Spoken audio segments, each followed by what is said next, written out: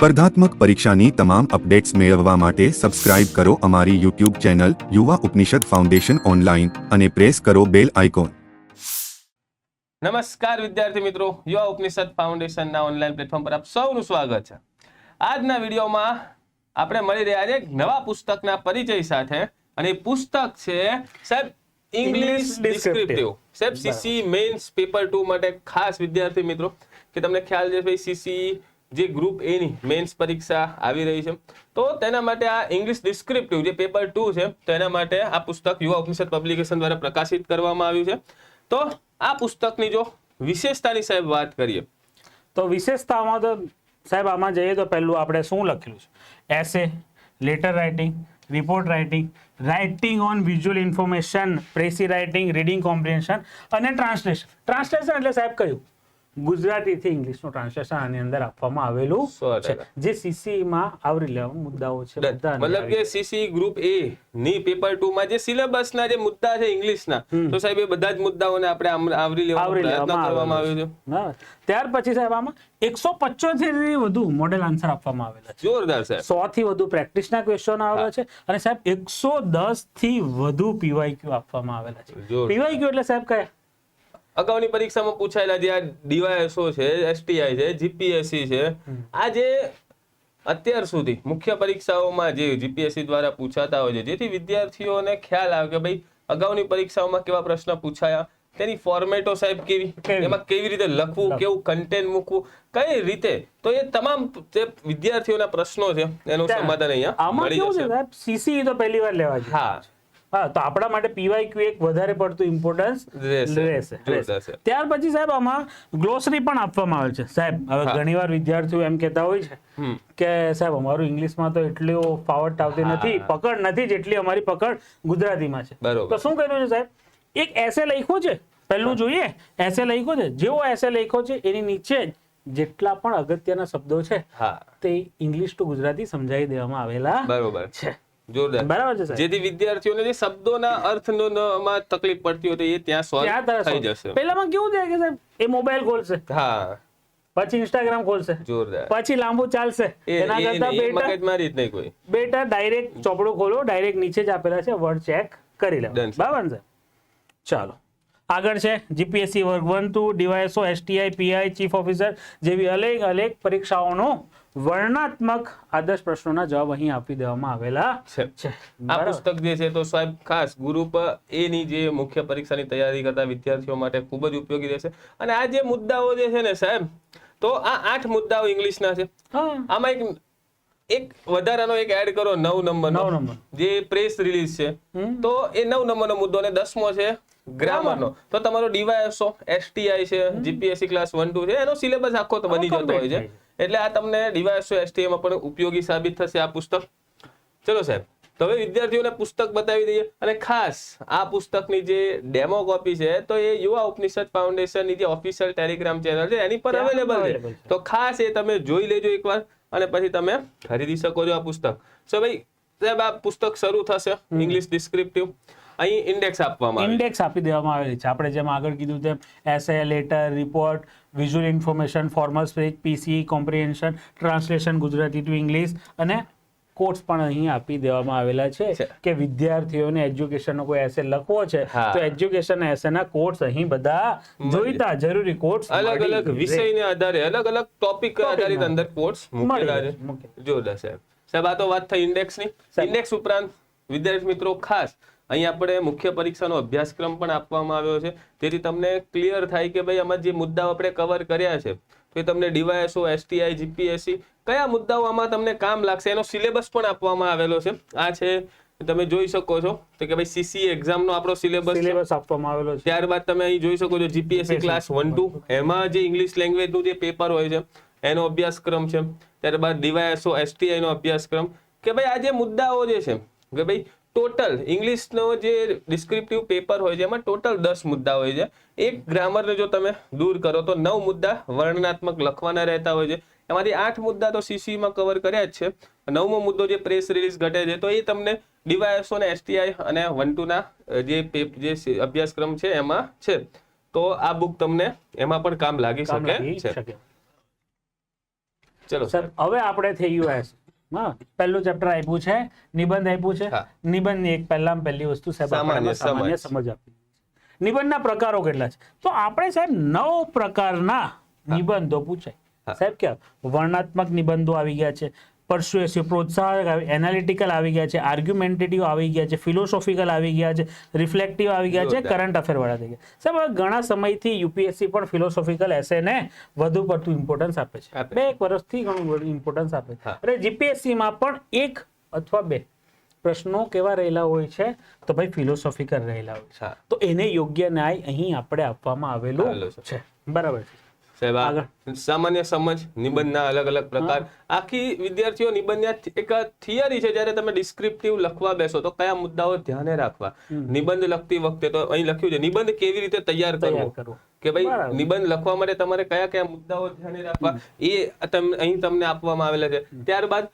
વિદ્યાર્થીઓને મૂંઝવતા પ્રશ્નો કે ભાઈ નિબંધ કોઈ પણ એક્ઝામમાં ડિસ્ક્રિપ્ટિવમાં તમે જ્યારે નિબંધ લખવા બેસો તો ઘણા એવા પ્રશ્નો છે સાહેબ કે ભાઈ અહીંયા જે મુખ્ય પરીક્ષા ઘણા જેમણે આપી છે એવા ઘણા વિદ્યાર્થીઓના તાત્પર્ય અને અભિપ્રાયો લઈ અને કે ભાઈ વિદ્યાર્થીઓને કયા મુદ્દાઓ મૂંઝવતા હોય છે આવી મુખ્ય પરીક્ષા આપતા સમયે તો તેનું પણ ધ્યાન રાખી અને એને સોલ્વ કરવાનો પ્રયત્ન કરવામાં આવેલો છે અહીંયા કી પોઈન્ટ ટુ રિમેમ્બર બી કીધું છે કે ભાઈ 2 ફકરા વચ્ચેનું જે ઇમ્પોર્ટન્સ હોય તે પણ અહીં બધું થિયરીમાં સમજાવવામાં આવેલું છે ઇમ્પોર્ટન્ટ પાર્ટ ઓફ એસે બી સમજાવેલું છે કે ભાઈ તમારી ઇન્ટ્રોડક્શનમાં શું લખવું ઘણી વિદ્યાર્થીઓને ખબર તો હોય છે કે એસેમાં શું હોય છે તો કહે છે કે ભાઈ ઇન્ટ્રોડક્શન મેઇન બોડી અને કન્ક્લુઝન હા બરાબર છે પણ સાહેબ 2 પેરેગ્રાફ વચ્ચે બી કેટલું મેન્ટેન કરવું જોઈએ એનું ઇમ્પોર્ટન્સ અહીં આપણે દરેક વસ્તુમાં ડિટેલમાં સમજાવી દીધું છે અને ખાલી ઇંગ્લિશમાં નહીં સાહેબ એની સાથે ને સાથે ગુજરાતીમાં પણ આપવામાં આવેલું છે આ જે થિયરી છે તો નિબંધ કઈ રીતે લખવો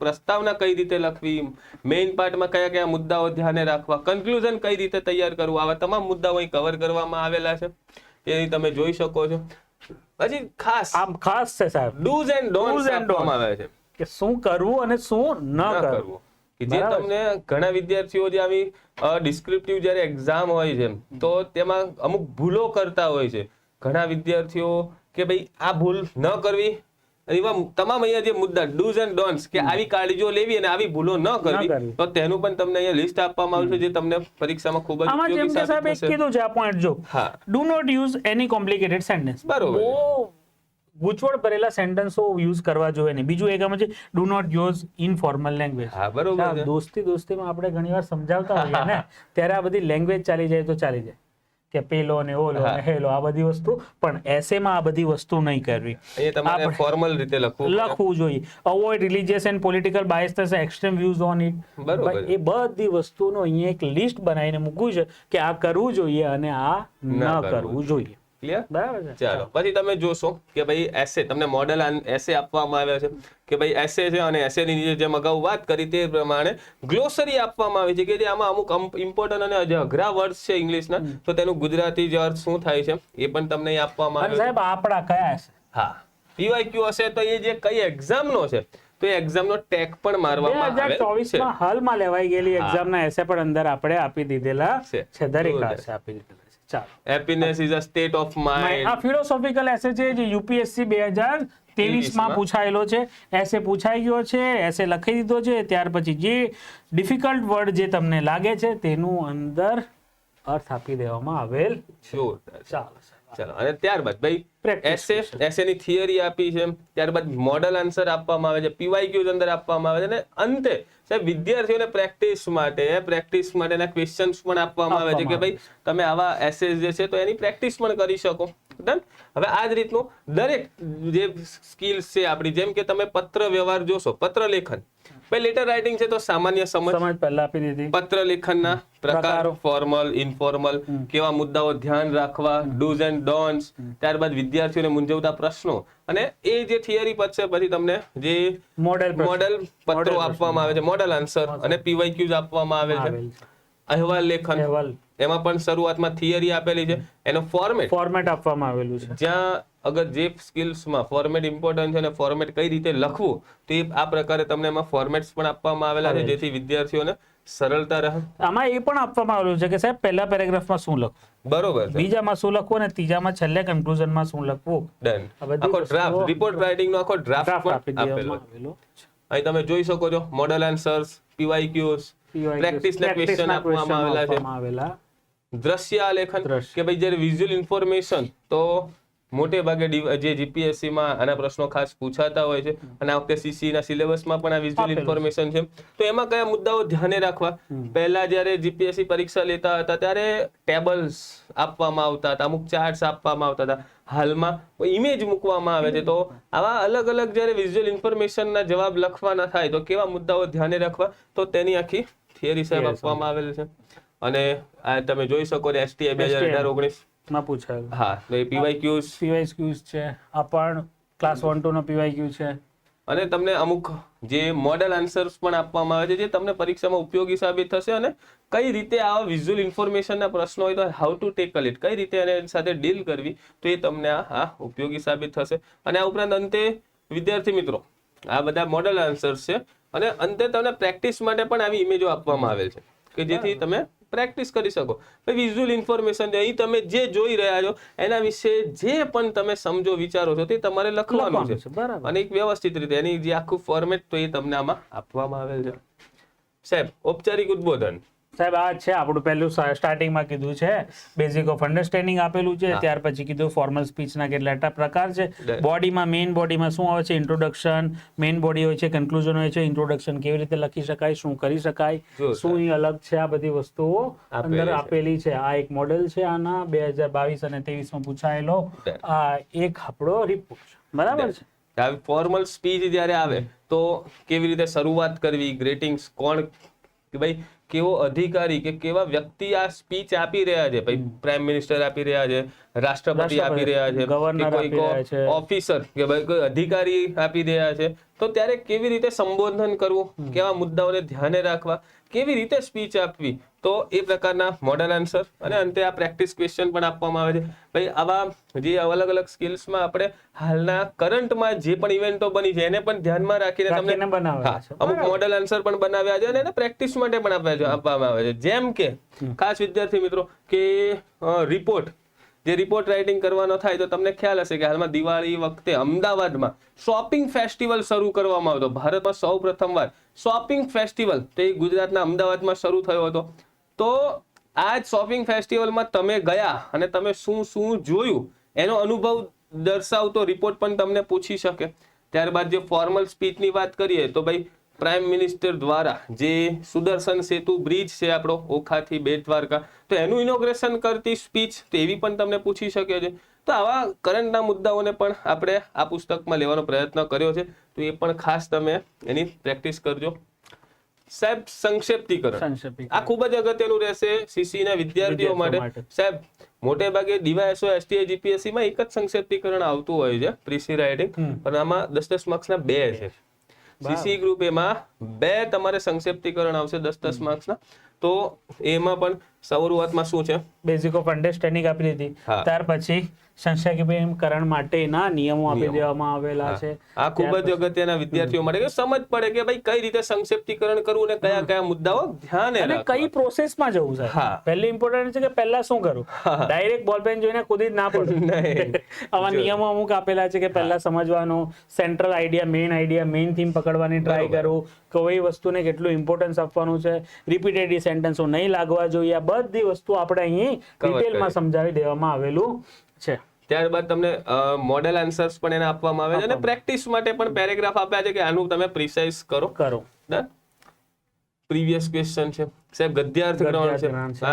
આ ખૂબ જ અગત્યનું, કેમ કે મોટા ભાગના વિદ્યાર્થીને કે આ મજા આવે કરવાની, ફકરો આપેલો છે અને એમાંથી જ જવાબ લખવાના છે. પણ ઘણા મુદ્દાઓ એમાં ખાસ ધ્યાન રાખવા વિદ્યાર્થી મિત્રો, નહીતર જો અમુક મુદ્દાઓ તમે એમાં ચૂકી જશો તો તમને યોગ્ય માર્ક્સ નહીં મળે. ઘણીવાર વિદ્યાર્થીઓ શું કરતા હોય છે સાહેબ, બેઠીને બેઠી લાઈન લખી નાખે, એના જેવા શબ્દો થોડાક દેખાય ને તેની આજુબાજુની ઉપર નીચેની 2 લાઈન ચિપકાવી દેવાની. ના, આવી રીતે આપણે નથી કરવા. તો કેવા મુદ્દાઓ ધ્યાને રાખવા તે થિયરી વિદ્યાર્થી મિત્રો તમને આપવામાં આવે છે. ગદ્યાર્થ જે ગદ્ય ખંડ હોય તો એ કેવા પ્રકારના હોય સાહેબ, અલગ અલગ પ્રકારના ગદ્યાકરણ આપણે લીધા. બરાબર છે. અને એને ટાઈપ વાઇઝ આપેલા છે. ગદ્ય સમીક્ષા કઈ રીતે કરવી, કેવા કેવા મુદ્દાઓ ધ્યાને રાખવા. તમને એના પ્રેક્ટિસ માટેના જે છે એ પણ આપવામાં આવે ગ્લોસરી હજુ પણ અહીંયા છેલ્લા ચેપ્ટર સુધી ગ્લોસરી દેખાય છે. જોરદાર સાહેબ. કઈ રીતે કે ભાઈ આ રીતે લાઈન વાંચો, તેને સમજો અને પછી તેના જવાબ આપવાનો પ્રયત્ન કરવો. તે પ્રેક્ટિસ માટે પણ તમને પેરેગ્રાફ આપવામાં આવ્યા છે અને તેના જે પ્રશ્નો છે તો આ ગદ્યાર્થ ગ્રહણની તો આ એની પણ તમે કોમ્પ્રિહેન્શનની પ્રેક્ટિસ કરી શકો છો. અને છેલ્લે જે સાહેબ ટ્રાન્સલેશન, જે ઇંગ્લિશનું પેપર છે તો એમાં ગુજરાતીમાંથી અંગ્રેજીનું ટ્રાન્સલેશન કરવાનું રહેશે અને જ્યારે ગુજરાતીનું પેપર હશે ત્યારે ઇંગ્લિશમાંથી ગુજરાતીનું ટ્રાન્સલેશન કરવાનું રહેતું હોય છે. તો આવા જ્યારે ટ્રાન્સલેશન જે છે ને એમાં મોટા ભાગના વિદ્યાર્થીઓને કેવું માર્ક્સ સાહેબ ઓછા મળતા હોય છે. હા, પણ સાહેબ ખાસ અગત્યના મુદ્દાઓ છે અહીંયા. જે ટ્રાન્સલેશન છે ને સાહેબ એમાં વર્ડ્સ લખતા હોય છે, અનુવાદ નહીં, ભાવાનુવાદ. ખાસ સાહેબ આનો મતલબ પહેલા સમજાવો. અનુવાદ અને ભાવાનુવાદ વચ્ચે. અનુવાદ એટલે શું? જે લખ્યું છે ને બેઠે બેઠું લીટી ટુ લીટી તમે એને ટ્રાન્સલેટ કરો. પરંતુ હાલમાં જે આજે જીપીએસસી છે, એસટીઆઈ ડીવાયએસઓમાં જે પ્રકારનો સિલેબસ છે ને એમાં જે લખવામાં આવે છે, સીસીઈમાં પણ ખાસ, ત્યારે જ્યારે ટ્રાન્સલેશન કરવા બેસો ને તો ખાસ એમાં લખ્યું છે ભાવાનુવાદ. કોઈક જગ્યાએ તમે અટકો અને તમને બેઠું એનું ડિક્ટો ટુ ડિક્ટો ટ્રાન્સલેટ ન થાય તો અમુક જે સેન્ટેન્સ જે છે તો એનો તમે ભાવાનુવાદ પણ કરશો ને તો એ પણ તમને યોગ્ય એમાં માર્ક્સ મળશે.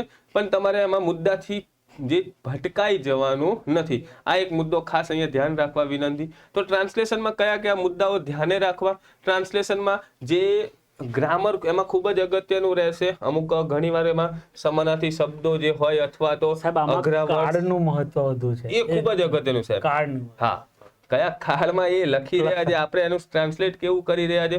અને સાહેબ અમુક જે પ્રિપોઝિશન છે, કંજક્શન છે, નામયોગીઓ છે, અમુક ઘણીવાર અમુક ફ્રેઝલ વર્બ્સ એમાં મૂકી દેતા હોય છે તો તેનો પણ અર્થ ખાસ એમાં સમજવો. પછી એમાં ઘણીવાર આપેલું હોય bed of roses, bed of rose,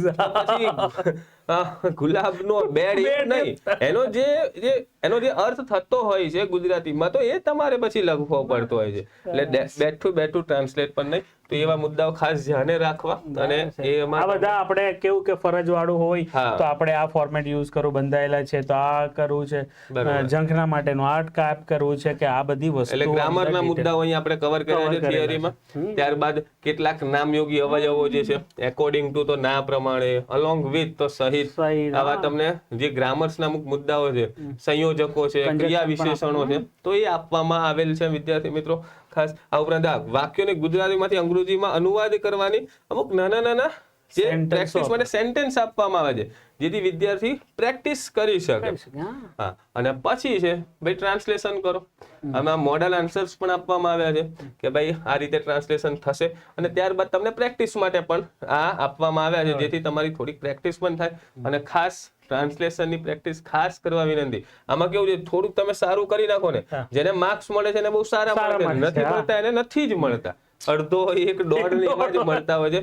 તો આની પણ પ્રેક્ટિસ ખાસ કરવી જેથી તમે અન્ય જો થોડીક સારી પ્રેક્ટિસ આમાં કરશો તો અન્ય વિદ્યાર્થીઓથી તમે થોડાક આગળ નીકળી શકો અને સારો એવો તમે આમાં ગેપ પાડી શકો છો અન્ય વિદ્યાર્થીઓ કરતા.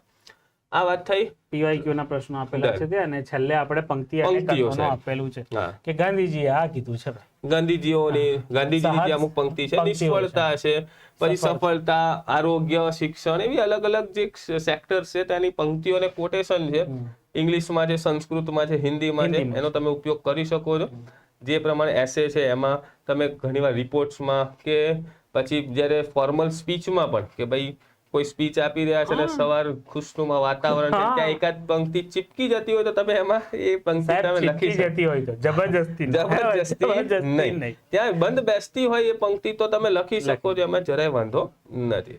અને આ પછી સાહેબ યુવાની સફળતા, આ છે આખી સાહેબ યુવા ઉપનિષદ પબ્લિકેશન દ્વારા પ્રકાશિત કરવામાં આવેલ ઇંગ્લિશ ડિસ્ક્રિપ્ટિવ નું આ પુસ્તક કે જે બજારમાં અવેલેબલ છે. એની તમે ડેમો કોપી તો પીડીએફ પર જે ટેલિગ્રામ ચેનલ પર જોઈ શકો છો. અને આ પુસ્તક ક્યાં મળશે તો તમે એમેઝોન છે, ફ્લિપકાર્ટ પર છે, ગુજરાતના મોટા બુક સ્ટોર્સ છે, યુવા ઉપનિષદ જે ફાઉન્ડેશન છે તેની અન્ય બ્રાન્ચો પર પણ તમને મળી જશે. અને આ યુવા ઉપનિષદ કે ભાઈ પબ્લિકેશન દ્વારા પ્રકાશિત કરવામાં આવેલા અલગ અલગ પુસ્તકો જે તમને હર હંમેશ દરેક પરીક્ષાઓમાં ખૂબ જ ઉપયોગી સાબિત થશે. તો સાહેબ નેક્સ્ટ વિડીયોમાં મળીએ હવે નવા પુસ્તકના પરિચય સાથે. ત્યાં સુધી વિદ્યાર્થી મિત્રો જય હિન્દ, જય ભારત.